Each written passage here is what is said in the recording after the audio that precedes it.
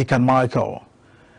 A quick reminder that Global Television is on DSTV channel 365 and free to air on Nicomsat.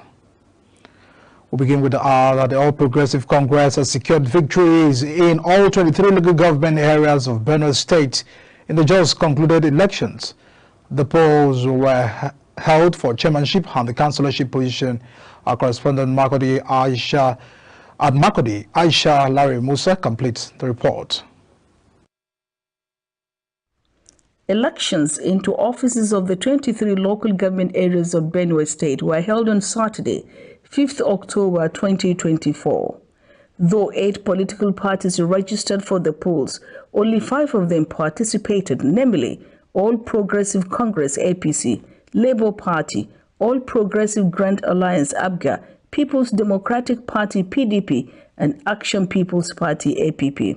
The chairman, Benue State Independent Electoral Commission, Richard Tambua, who announced the result in Makurdi, the state capital, said all the electoral guidelines were strictly adhered to during the conduct of the elections, which were keenly contested for, as there was no unopposed candidate.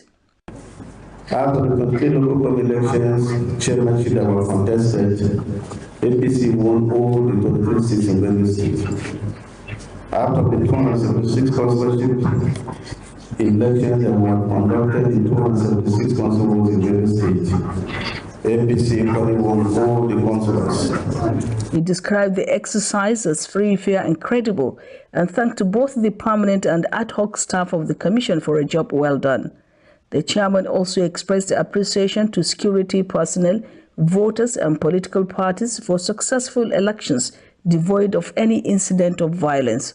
Richard, however, cited a case of an electoral officer on Otukpo local government area of the state that was held hostage. The electoral officer in Otukpo local government was held hostage.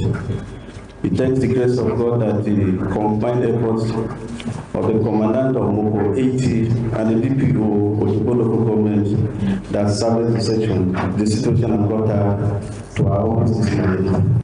Be that as it may, the Benue State local government elections have been concluded hitch-free and described by observers and monitors as free, fair, and the most credible in recent times. From Makurdi, Aisha Larry Musa reporting for Global Television. And from Benue to Rivers State, Governor Siminalayi Fubara has sworn in the newly elected council chairman of the 23 local government areas. The exercise held at the Executive Council chambers of the Government House in Port Harcourt, the state capital, coming a day after the Rivers State Independent Electoral Commission had conducted an election at the grassroots levels. The governor swore in the newly elected local government chairman shortly after the Rivers State Independent Electoral Commission issued certificate of return to them. The Nigerian Union of Teachers says 23 states of the Federation and the Federal Capital Territory have implemented the 65-year-old retirement age for teachers. A national president of the union, Titus Ambat, said in 2020, former President Muhammadu Buhari announced the new retirement age for teachers. The retirement age was increased from 60 to 65 years.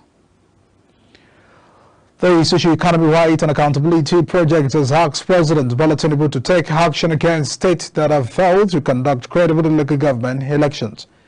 Specifically, Serap wants the president to direct Olawale Edun, the Minister of Finance and Coordinating Minister of the Economy, to withhold allocations from these states until they comply. In essence, Serap is advocating for democratic accountability and transparency in the allocation of funds.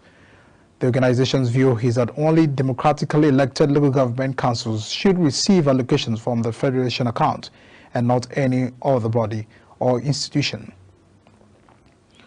Omochimwambe and Obogo communities in Adio South local government area of Imo State will soon have a sigh relief as the House of Representative Committee on Ecological Fund has visited the erosion site where houses were submerged and roads cut a path.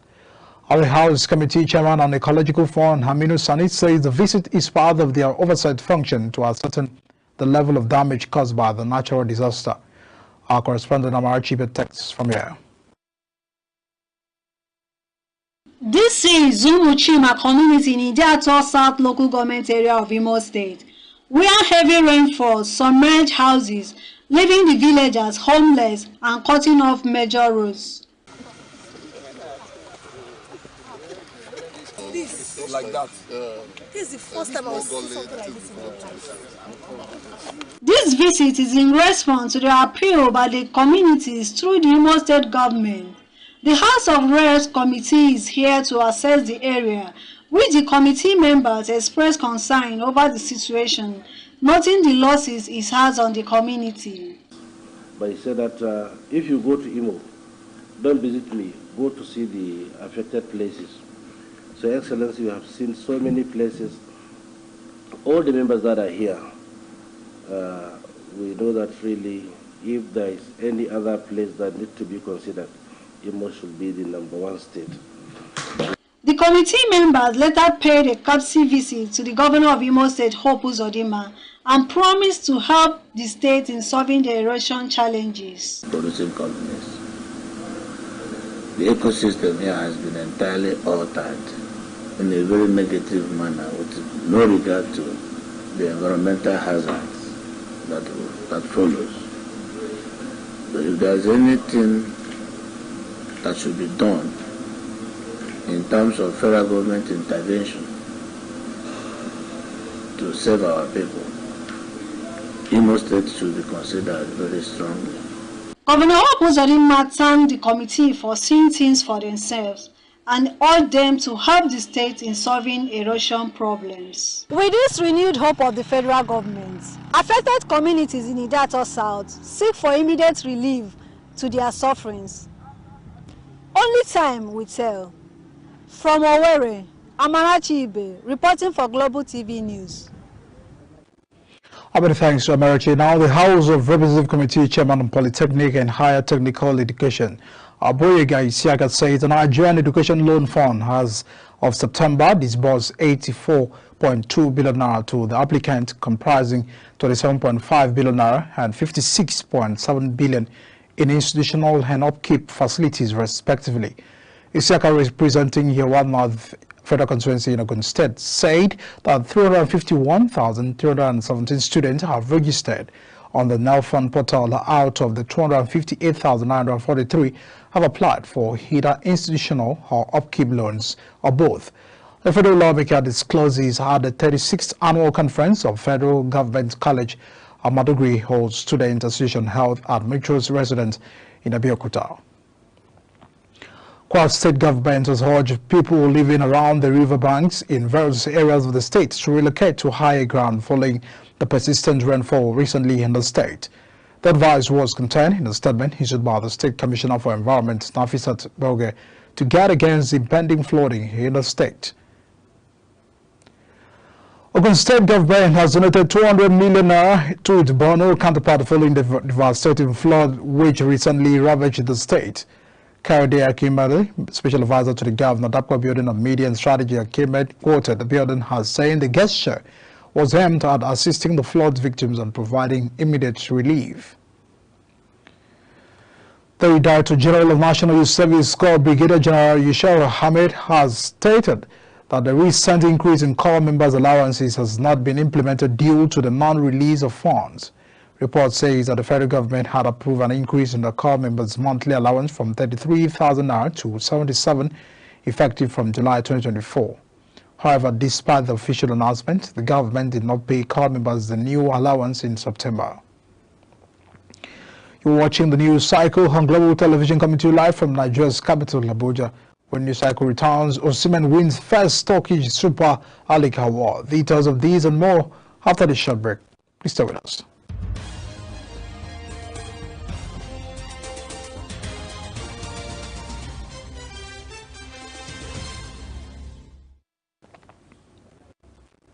You're watching live news cycle. Many thanks for staying with us. Now to business, the Bulgarian ambassador to Nigeria, Yanko Yordanova, has expressed interest to partner the Plateau State government on agriculture, security, education, and tourism for the state's economic growth and to strengthen diplomatic ties between the two countries.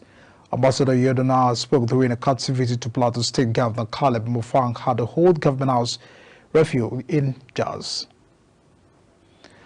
The federal government has announced that Nigeria has officially commenced the sale of crude oil and refined petroleum products in Naira. Our reports say the Minister of Finance and Coordinating Minister of the Economy, Wale Edun, made this known in a statement in line with the Federal Executive Council directives. A 41-year-old Canadian woman, Adherine Monji, has been arrested by operatives of the National Drug Law Enforcement Agency at Murtala Mohammed International Airport, Lagos, for importing a large consignment of a strong strain of synthetic cannabis called Canadian Loud. The suspect was arrested during the inward clearance of passengers on a KLM airline flight from Canada at Terminal 1 of the Lagos Airport. In more on the business, the governor of Central Bank of Nigeria, Olayemi Kaluso, has defended the bank's decision to raise the monetary policy rate to 27.25%, describing it as a necessary move to control inflation and to curb excess money in circulation. This is according to a press statement from the Apex Bank. Speaking during an address at the Harvard Club of Nigeria over the weekend, Kaluso emphasized that the rate hike, while tough on borrowers, is crucial for the country's economic stability. On the front scene, Maldivian President Mohamed Morsi says he is confident that India will come to the aid of the island nation as it faces an economic crisis. Morsi, who is on the 5-day visit to India, is expected to seek a bailout worth hundreds of millions of dollars. Great Chief of Staff to the Prime Minister of the United Kingdom, Keir Starmer, has resigned. According to a statement from the Downing Street and Grey, he is expected to take on a new role as the Prime Minister's envoy for nations and regions. French President Emmanuel Macron has called for a halt on arms deliveries to Israel for use in Gaza, prompting swift criticism from Israeli Prime Minister Benjamin Netanyahu.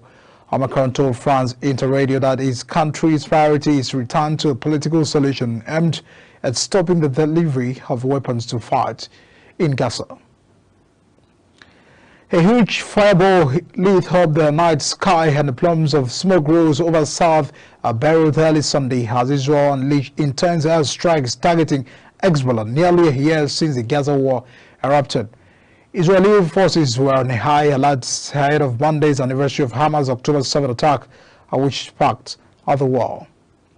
And more on the international scene, the country president and international director of United Nations Positive Livelihood Award Center, Professor Funmilayo Adesanya Davies, has urged the leaders of Palestine and Israel to find a peaceful and lasting solution to the ongoing conflict between the two Middle East countries. Adesanya Davies lamented the prolonged reprisal attacks has caused immense suffering, displacement, and economic hardship for both nations. She added that the conflict has resulted in a severe humanitarian crisis, with thousands of innocent civilians caught in a crossfire. And now moving to sport, Victor Osimhen has scattered home his first Turkish Super League World suit after joining the Galatasaray on the season-long loan from Napoli.